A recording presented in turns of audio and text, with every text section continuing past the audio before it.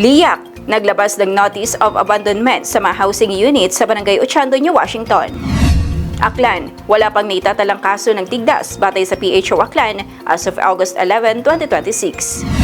Isang 18 anyos na Aklanon nawawala matapos makipagkita sa kachat sa Rizal. LYDO New Washington, nagsagawa ng feeding program at Project Crow Community Pantry. Tricycle na nakahinto sa stoplight, sinalpok na motorsiklo sa Kalibo. Dating pulis, arestado matapos mahulihan ng lagpas kalahating milyong halaga ng hinihinala ang shabu sa Iriga City, Camarines Sur. Bomb Threat Awareness sa Tanday Vauci Law, tinalakay sa mga guro ng Boracay National High School.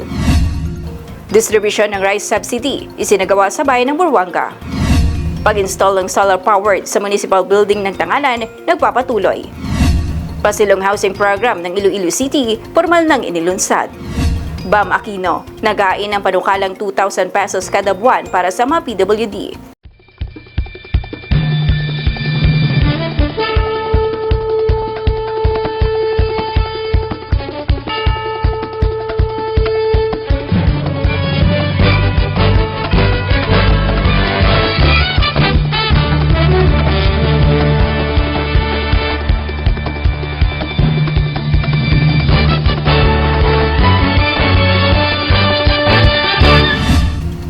Magandang hapon, Probinsya na Aklan. Sa mga Kalibo Cable subscribers at mga Aklanon sa buong mundo, ito ang Kalibo Cable News. Sabay tayong napapanood sa Kalibo Cable TV Community Channel Facebook page at Community Channels 1 and 24. Narito ang mga balitang aming nakalap ngayong araw, August 13, 2026. Naglabas ng Notice of Abandonment sa mga housing units sa Barangay Ochando, New Washington, ang Local Interagency Committee o LIAC matapos hindi ito tirhan ng mga benepisyaryo. Etong mga housing unit na ito, ang ilang buwan nang hindi tinitirhan ng mga beneficiaries kung saan inaward sa kanila, kaya naman ang labas ng Notice of Abandonment ang liyak.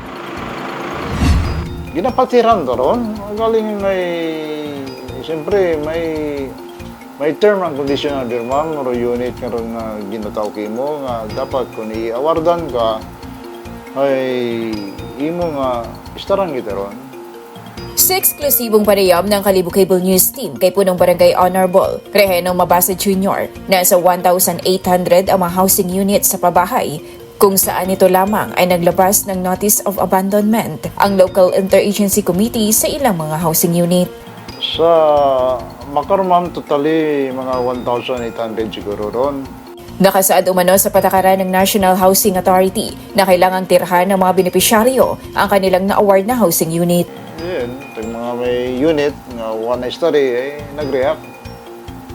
Pero actually ma'am, may din unit na being on once na ika-award mo ay dapat tingawan mo kitang istaran. Kasi gin-interview ka tanan-tanan una ron Tapos gulingan, gina-accept mo ron Ay, siyempre, atong NHA, gusto mananda ka ron may istaran ng project na housing unit ba. Gayunman, may ilang hindi nakalipat at nananatiling bakante ang kanilang mga bahay. Ilan sa mga dahilan na naiulat ay hindi pa kumpleto ang ilang unit, kabilang ang kawalan ng pinto, bintana at palikuran, ngunit nai-award na sa mga benepisyaryo. Ngayon na ma'am, sa site 3 Agpor, gaban-gaban ay inaron dahil wala tayo makumplito ag-award Matapos ang isinagawang inspeksyon ng National Housing Authority, minarkahan ng kulay pula ang mga unit na nakitang walang nakatira at naglabas ng Notice of Abandonment para sa mga questionabling unit. Nabutahan sa puga ma'am para medyo na-inform man ron nga yung unit ay white tao, na-istarini mo. Nilinaw ni punong Barangay Mabasa na hindi nangangahulugang agad nang binabawi ang mga housing unit mula sa mga benepisyaryo. Panawagan niya sa mga awardee na tirhan at gamitin ang kanilang mga unit alinsunod sa mga itinakdang terms and conditions ng programa. Pero what ginabawiya rin unit nga ron? Ginapaistaran tagin nyo. Kasi rin unit nga ron ay may inyong agreement ka ron NHA beneficiary. Once i-awardan ka, ay tingnan mo mo istaran doon. Gapi na nga yung kat-unit, tapos kung may unit ka, napabayan mo lang. Siyempre, abot ang kailangan housing nailat ag-star. isa ka pa, anong purpose sabi ka ron, Korean niya, ano nga ron? Ay, may tao ron, titulob ba? Ito yung pabahay, ito yung housing na tinawag mo. Ay, ginaward yung kimo, ay, wa para anong, ano nga wa para title kung sa ano. Ano ba yung, kausan lahat, buti nga nun. Eh, pasayama tayo nila, libre ito, no? Libre ito, no? Di doon, sa may unit, ay tingnan yun yung may istaran. Ako, hindi man ma-intrahan ka mo nayang liyak. Hindi yung lang na naman karon. Ayan to gid sa mayang karapat-dapat yung istaran na unit nga. Nagbuka mo unit, man yun na istari, siyempre nakatingga mo lang. Buko niya 6 man, tapos na akong term nga ramanangan. Haron, mas ganito lang tayo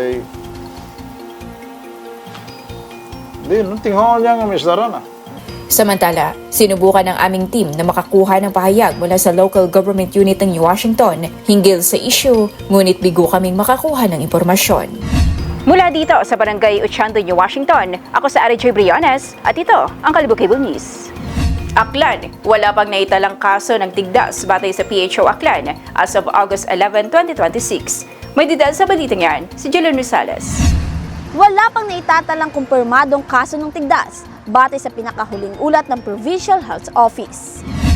Wala pang naitatalang kaso ng tigdas batay sa pinakabagong ulat ng Provincial Health Office. Ayon kay Dr. Sara Marie Oyong, Provincial Health Officer 1, may 14 na naitalang suspected cases ng tigdas sa lalawigan mula ika-4 ng Enero hanggang ika-11 ng Agosto ngayong taon. Mga kasong nakaranas ng mga sintomas ng sakit, ngunit nang isa ilalim sa test ay naging negatibo para sa measles o tigdas. So, daya resource natin is do aton nga ang Provincial Epidemiology and Surveillance Unit. Dayang data hay halin ko January 4 hasta August 11, 2026. So, iya sa probinsya itakan, may aton nga 14 suspected measles cases. Butang bagon, nag-exhibit sandara it mga simptomas nga kapareho gid sa measles, no? Pero, apan pagpa-confirm naton, no, thankfully, bukon matasanda it nag-positive sa measles. And so far, no, wa kita it measles death diya sa aton nga probinsya. Pero gusto ko lang ma-notice ninyo kung ano do age group it mga measles suspect naton nga cases. Kung makita ninyo, 0 good sa 11, 21, hasta 61. Mostly nga measles suspect are under 1 and age 1 to 10. And kung ma-recall man ninyo sa 2019 nga measles outbreak, sobra sa katunga kato, it mga na-infect, hay mostly 0 to 5. Kaya focus it aton makaranga measles, rubella, supplemental immunization activity, hay saruyon gid nga mga edad because sanda gid do vulnerable. Ang tigdas ay isang malubhang nakakahawang sakit na dulot ng measles virus. Ayon sa mga health experts, ang isang batang may tigdas ay maaaring makahawa ng hanggang 18 tao. Para mapalakas ang proteksyon ng mga bata, inilunsad nitong August 10 ang Measles Rubella Supplemental Immunization Activity sa Aklan sa pangunguna ng Provincial Health Office at pakikipag-ugnayan sa iba pang ahensya. Target ng programa ang mga batang edad 6 na buwan hanggang 59 na buwan upang mapataas ang immunity laban sa tigdas at rubella. Samantala, tinalakay din ni Dr. Nikki James Francisco, pediatrician, ang ilang mahahalagang impormasyon at karaniwang tanong ng mga magulang bago ipabakuna ang kanilang mga anak. Pwede ka pa bang magkaroon ng measles or German measles if you are already vaccinated? Sobrang rare po na mangyari yon. Kasi on our first nga vaccination, di ba our kids are regularly given measles vaccine at the age of 9 months. Unless there is an outbreak or there is a potential outbreak, pwede tayo magbigay as early as 6 months of age. And then meron po silang MMR, measles, mumps, and German measles at the age of 1-year-old. So tandaan po natin, based on studies, your baby can actually get as high as 97 to 98% vaccination protection po laban sa mga sakit na ito, even on the first dose. But this is the ideal. But we always have to consider, may mga factors po kasi involving the patient mismo. Baka hindi ganun ka-okay ang response nila to the vaccine. So, sometimes hindi po natin na-reach ang ganun kataas na level of protection on just the first dose. Magtatagal ang immunization activity hanggang August 28. Maaaring alamin ng mga magulang ang schedule ng pagbabakuna sa kanilang bayan sa opisyal na Facebook page ng Provincial Health Office Aklan. Mula dito sa probinsya na Aklan, Jelani Basales, Kalibo Cable News. Nananawagan ang pamilya na agarang tulong sa publiko at mga otoridad para sa isang 18 anyos na Aklanon na hindi pa rin umuuwi matapos makipagkita sa lalaking nakilala umano online sa Cainta, Rizal. May dida sa baliting yan, sina Liza Rosales. Patuloy ang paghahanap sa nawawalang 18 anyos na Aklanon na si Mary Grace Andrade matapos umano ito makipag-meet up sa lalaking chatmate Agosto 10 ng hating gabi sa Cainta, Rizal. Gusto niya kasing umuwi. Hindi nila pinayagan pauwiin. Nananawagan ang pamilya ng 18 anyos na si Mary Grace Andrade, residente ng Pagsanghan, Banga, Aklan, matapos umano itong makipagkita sa isang lalaking nakilala niya online sa Cainta, Rizal.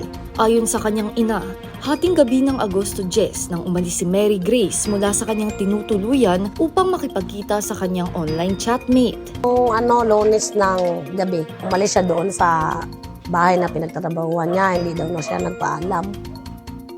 Yung lalaki, kagabi lang daw niya na-meet. Sumakay umano ang dalaga sa motorsiklo ng lalaki at nagbiyahe sila ng tinatayang 3 oras. Batay sa mga mensaheng ipinadala umano ni Mary Grace sa kanyang ina, dakong alas 3 ng madaling araw nang makarating sila sa isang lugar na may abandonadong bahay. Doon umano ay may 3 lalaking naghihintay sa kanila dahilan upang nagpaalam siyang uuwi na lang. Ayon pa sa ina, sinabi umano ng kanyang anak na ikinulong siya sa isang kwarto at sinaktan. Huling nakapag-chat umano si Mary Grace sa kanyang ina dakong alas 8 ng gabi noong Martes. Mula noon, hindi na umano siya nakontak ng kanyang pamilya. Dahil dito, humingi na ng tulong ang pamilya sa mga otoridad upang matukoy ang kinaroroonan ng dalaga at maimbestigahan ang mga umano'y nangyari sa kanya. Nananawagan naman ang pamilya sa sino mang may impormasyon tungkol kay Mary Grace na agad itong ipagbigay alam sa kanila o sa pinakamalapit na himpilan ng pulisya. Liza Rosales, Kalibo Cable News. Bilang selebrasyon ng Linggo ng Kabataan, nagsagawa ng feeding program at Project Grow Community Pantry ang LYDO New Washington. Magdada sa baliting yan, si Nika Batista. Nagsagawa ng feeding program at Project Grow Community Pantry ang local government ng New Washington. Alinsunod dito sa selebrasyon ng Linggo ng Kabataan na may temang Different Contexts, Common Aspirations. Pinangunahan ito ng Local Youth Development Office kasama ang Sangguniang Kabataan ng Mabilo at One Youth, One New Washington. Bukod pa rito, ang SK Mabilo ay namahagi ng learning materials para sa mga bata. Samantala, ang Office of the Municipal Agriculturist ay naglaan ng mga gulay para sa naturang pantry. Nika Bautista, Kalibo Cable News.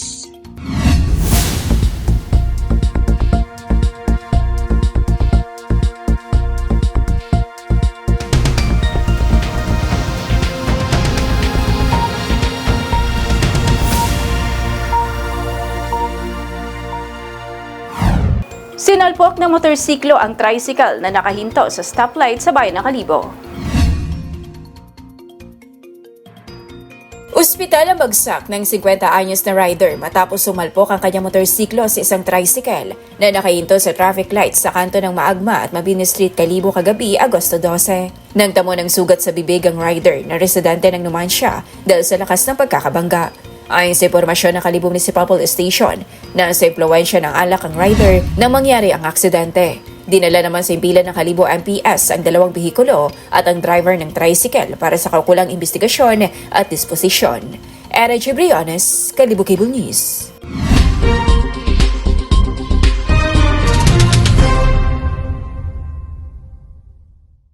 Lagpas kalahating milyong halaga ng suspected shabu na samsam ng otoridad sa dating pulis sa Iriga City, Camarines Sur. May dita sa baliting yan, si Randy Nacospa.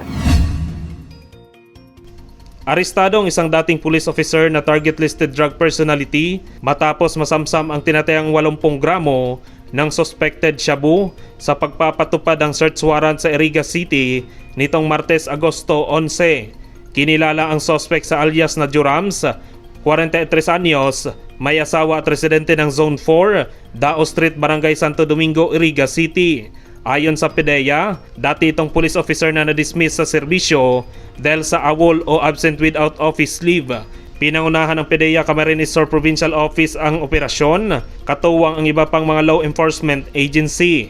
Nasamsam ang 16 na heat-sealed sachet na naglalaman ng puting crystalline substance na hinihinalang shabu na tumitimbang ng humigit kumulang 80 gramo at may standard value na 544,000. Na-recover din ang 8 bukas na sachet na may bakas ng hinihinalang illegal na droga. Nakumpiska rin ang ilang drug paraphernalia gaya ng glass tutor, mga lighter, tape, transparent plastic sachet at aluminum foil. Haharap ang suspect sa kasong paglabag sa Section 11 at 12, Article 2 ng Republic Act No. 9165 o Comprehensive Dangerous Drug Act of 2002. Randy Nakuspag, Kalibo Cable News.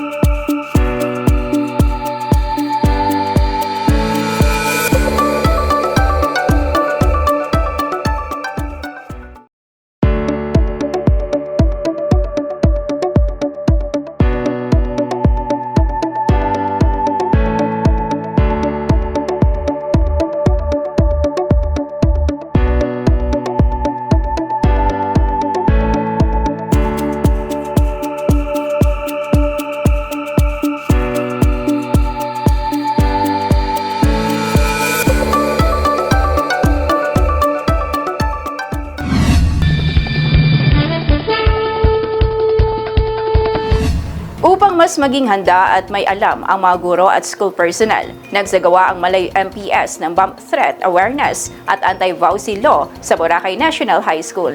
May details sa balitan yan, si Raymar Chidasio. Mas pinalakas ng Malay Municipal Police Station ang kaalaman at kahandaan ng mga guro at school personnel ng Boracay National High School sa pamamagitan ng isang orientation na nakatuon sa Bomb Threat Awareness, drug prevention at protection sa kababaihan at mga bata. Kabilang sa mga tinalakay ang Bomb Threat Awareness and Preparedness, ang papel ng mga guro sa pagpapatupad ng Drug Clearing Program at ang Republic Act No. 9262 o Anti-Violence Against Women and Children Act of 2004. Nagbahagi ng kaalaman si Police Lieutenant Orlando Carag, Chief of Police ng Malay MPS, ng mga impormasyon hinggil sa masasamang epekto ng illegal drugs, mga posibleng senyales ng paggamit ng droga at mga hakbang upang makatulong ang mga guro sa pagpapanatili ng ligtas at drug-free na learning environment. Tinalakay naman ang kahalagahan ng pagiging alerto at handa ng school personnel sa oras ng emergency, particular na sa mga insidenteng may banta ng seguridad ng paaralan. Layunin ng oryentasyon na mapalawak ang kaalaman ng mga guro at kawani sa drug prevention, emergency preparedness at pagprotekta sa kababaihan at mga bata sa pamamagitan ng patuloy na koordinasyon ng kapulisan, paaralan at iba pang community partners. Isinusulong ang isang mas ligtas at secure na learning environment para sa mga mag-aaral ng Boracay National High School. Raymar Chidasio, Kalibo Cable News. Isinagawa sa bayan ng Buruanga ang distribusyon ng rice subsidy kung saan ang mga benepisyaryo ay mula sa 15 barangay. May details sa balitan yan, si Nika Batista. Nagsagawa ang local government unit ng Buruanga ng rice subsidy distribution kung saan natanggap ito ng mga benepisyaryo mula sa 15 barangay sa nasabing bayan. Layunin nito na magbigay ng karagdagang suporta sa mga pamilya at individual na mababa ang kita at matugunan ng ilan sa pang-araw-araw na pangangailangan. Isinagawa ang aktibidad sa panguna ng Municipal Social Welfare and Development Office at Department of the Interior and Local Government, Buruanga. Naging naging matagumpay ang pamamahagi dahil sa pagtutulungan at suporta ng mga opisyal ng barangay at mga tanggapan ng LGU. Nika Bautista, Kalibo Cable News. Pag-install ng solar-powered sa municipal building sa Tangalan, nagpapatuloy. Magdidal sa balitang yan, si Jeron Rosales. Malapit nang matapos ang isa sa mga pangunahing proyekto ng local government unit ng Tangalan sa ilalim na pamumuno ni Mayor Jean Fuentes at Vice Mayor Gary Fuentes ang pagkakaroon ng solar-powered municipal building. Gamit ang hybrid photovoltaic system, automatic na napapalitan ang pinagmumula ng supply ng kuryente depende sa sitwasyon at pangangailangan. Layunin ng proyekto na mabawasan ang gastos ng LGU sa kuryente na maaaring mailaan sa iba't ibang programa at serbisyo para sa mga Tangalano. Bahagi rin ito ng pagsusulong ng clean energy at mas sustainable at environmental friendly na pamamahala sa bayan. Inaasahan magiging mahalagang hakbang ito ng Tangalan at sa paghahatid ng mas mahusay na serbisyo sa komunidad. Jelena Rosales, Kalibo Cable News. Pasilong housing program ng Iloilo City, layong magbigay ng desente at abot-kayang tahanan para sa mga Ilonggo. Magdidal sa balitang yan, si Nicole Sumawang. Upang matulungan ng mga Ilonggo na magkaroon ng ligtas, desente at abot-kayang tahanan, opisyal nang inilunsad ni Iloilo City Mayor Raisa Treñas Chu nitong Miyerkules, Agosto 12 ang Pasilong, pabalay para sa mga pamilyang Ilonggo. Ang Pasilong ay isang citywide housing program na naglalayong gawing mas accessible ang desenteng pabahay para sa iba't ibang sektor ng komunidad. Saklaw ng programa ang 46 relocation site at resettlement areas, 63 homeowners associations, 6 na federation na nasa ilalim ng isang confederation, 19 capability building trainings, at 27 youth organization. Ayon kay Mayor Raisa, 2 housing project ang kasalukuyang available para sa mga kwalipikadong benepisyaryo. Kabilang dito ang Uswag Residential Complex at ang E4PH condominium units sa San Isidro, Haro. Samantala, nagpapatuloy naman ang pagpaplano at konstruksyon para sa Westville Residences sa Hibawan, Mandurriao at Iloilo Residences Public Rental Housings sa Sambag, Haro. Bukod sa mga pamilyang nangangailangan ng pabahay, may mga housing units ding inilaan para sa mga guro, uniformed personnel at iba pang working class Ilonggos na nais magkaroon ng sariling tahanan ngunit wala pang sapat na kakayahang pinansyal upang makapagpatayo ng bahay. Nicole Sumawang, Kalibo Cable News. Isinusulong ni Senator Bam Aquino ang buwan ng ayuda para sa mga PWD na layong makatulong sa kanilang pangangailangan tulad ng gamot, assistive device at pangtransportasyon. Magdidal sa balitan yan, si Randy Nacospag. Naghain si Senator Bam Aquino ng panukalang batas na naglalayong mabigyan ng 2,000 buwan ng ayuda sa mga kwalipikadong persons with disabilities o PWD upang makatulong sa kanilang mga gastusin. Ayon sa panukala, maaaring gamitin ang ayuda para sa gamot, transportasyon, assistive devices at iba pang pangunahing pangangailangan ng mga PWD. Sa ilalim ng panukala, mga batang may kapansanan at mga adult na malubhang kapansanan ang bibigyang prioridad bago ito unti-unting palawakin sa iba pang kwalipikadong PWD. Layunin ng panukala na mabawasan ang pinansyal na pasanin ng mga PWD at kanilang pamilya. Gayon din ang masuportahan ang kanilang kakayanang makapag-aral, makapagtrabaho at mamuhay ng mas maayos at may dignidad. Binigyang diin na ang karagdagang tulong pinansyal ay makakatulong upang matugunan ang mga dagdag na gastusin dulot ng kanilang mga pangangailangan sa araw-araw. Randy Nacospag, Kalibo Cable News.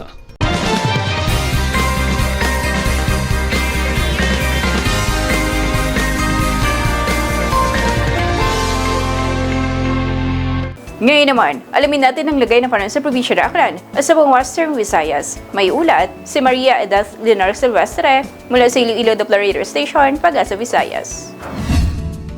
Maayong adlaw sa tanan, muni ang aton latest weather update para sa subong nga adlaw sa Thursday, August 13, 2026.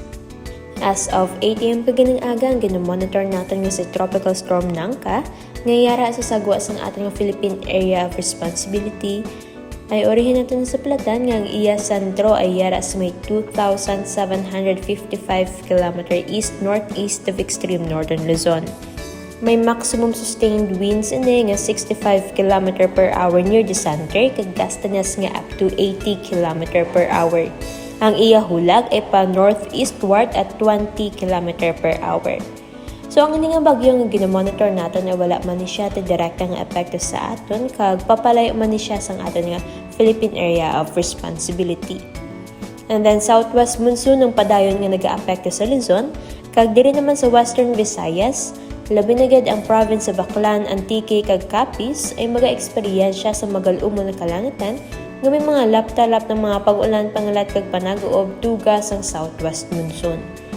And for the rest of Western Visayas ay maga-eksperyensya sa generally fair weather condition, magluwas lang sa mga isolated mga pag-ulan pangalat kag panag-uob. Labi na gid sa hapon kag kagab-ihon tuga naman sa mga localized thunderstorms. Makasarangan tugtong makusog naman ang hangin naton nga magahalin sa direksyon southwest nga magadala sang makasarangan tugtong mabalod nga kadagatan. Forecast temperature naton generally nasa 25 to 34 degrees Celsius. Ang adlaw magatunod alas 6:09 karon sa hapon kag magabudlak ini alas 5:40 buwas sang aga. Kag muna yung aton latest weather update para sa mga dugang impormasyon ay bisitahan lang aton official website at www.bagong.pagasa.dost.gov.ph pati na ang aton mga official social media accounts. Halin diri sa may Iloilo Radio Station Pag-asa Visayas DOST. Ako si Maria Edith Leonor Silvestre, madamo gid nga salamat.